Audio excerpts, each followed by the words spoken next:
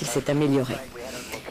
Il ne s'agit pas de l'entraînement des spationautes, mais d'une pratique d'un sport extrême de plus en plus répandu. Il s'agit de la chute libre en salle et là aussi les exercices se déroulent dans un simulateur. Les amateurs comme les spécialistes ne se privent pas de sensations fortes comme nous le montre ce reportage de Nathalie Pellerin et Éric Vaillant. Le grand saut et l'envol, comme à la sortie d'un avion. Dans ce tube, un vent vertical atteint 250 km/h. Ces acrobates des airs sont en réalité des parachutistes de haut niveau. Ils mettent au point une chorégraphie qu'ils réaliseront dans le ciel en compétition. De l'autre côté de la vitre, des amateurs, un peu inquiets de ce qui les attend. T'es un peu tendu là ? Légèrement, ouais. Un peu stressé. Ouais.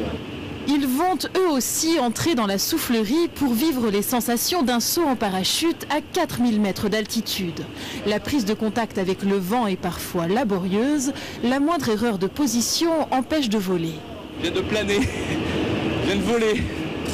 C'était génial. S'ils sont ouverts au grand public, les simulateurs ont été créés à l'origine pour entraîner les militaires aux États-Unis. Aujourd'hui, l'équipe de France pratique ici. En compétition, les filles doivent enchaîner un maximum de figures en 35 secondes. La soufflerie permet de reproduire exactement les mouvements à réaliser dans le ciel en accélérant l'entraînement. 1 heure d'entraînement ici, ça représente l'équivalent de 72 sauts d'avion.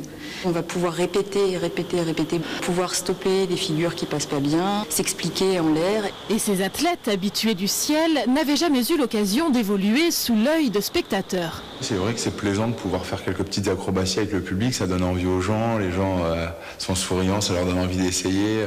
Et justement, pour essayer, il suffit d'un casque et de sang-froid. Je vous assure qu'une fois la technique assimilée, on se sent pousser des ailes. Et qu'avec ce vent de plus de 200 km/h, on oublierait presque que l'on vole à seulement 2 mètres du sol. Nouvelle technologie encore avec